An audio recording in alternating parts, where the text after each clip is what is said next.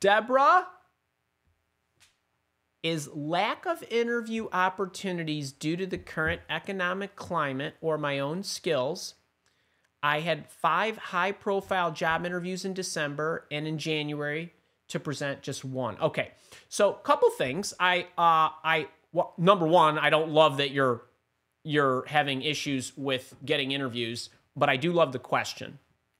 And okay, first thing that I say to anybody I'm doing a one-on-one coaching session with, if they said to me, Andy, it's Deborah, great, really looking forward to this, I'm not getting job opportunities.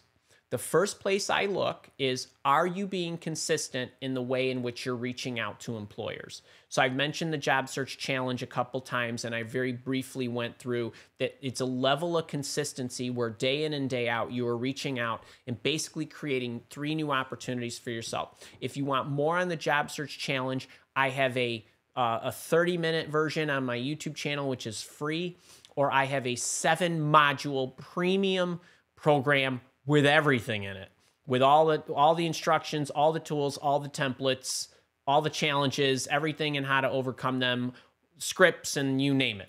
And that is sold separately for $500, or you can get it as a free gift if you join my job search coaching program. Now, back to Deborah's question. First thing is, are you being consistent? Usually, a lack of job interviews is a function of lack of consistency. That's the single greatest reason. Second thing I would say is, are you actually targeting the right kind of people? Now, what you didn't mention, and I don't know this to be the case, those opportunities that you had in December and in January, I don't know how they came to you. Meaning, did some recruiter reach out or an exec reach out? Or did you submit your resume into the applicant tracking system and you got an interview? December and January are premium prime time hiring months.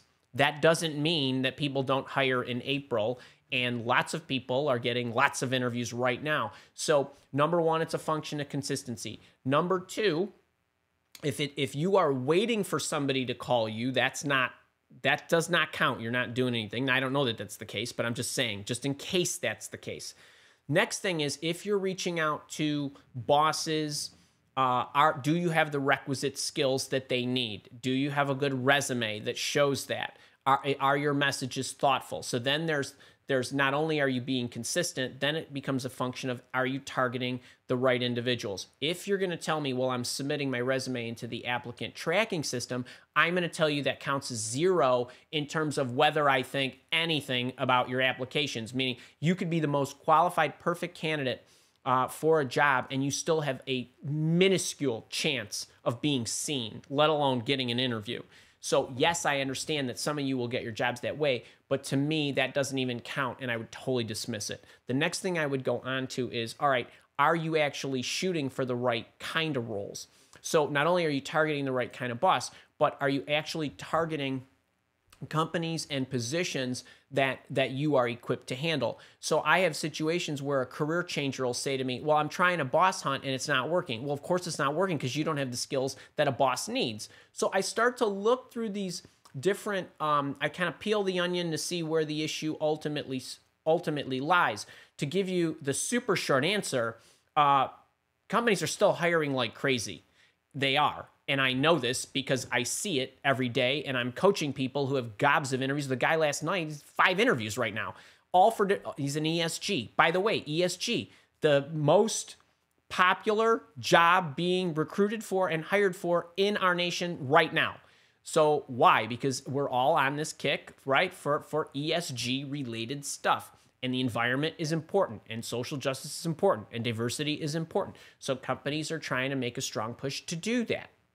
But so too are they hiring engineers and salespeople and marketing people and project managers and all that good stuff too. So the market itself is still very healthy. There are still a huge gap of positions, people to fill the positions that are open.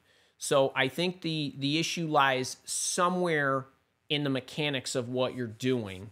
and then it becomes a matter of troubleshooting it. For anybody who is in the job search coaching program, check the job search challenge.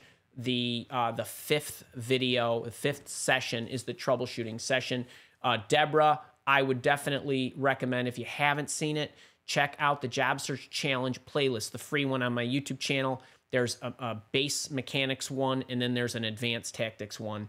They're each about a half an hour. I hope that helps. And that's a great question, because it can be very, very confusing.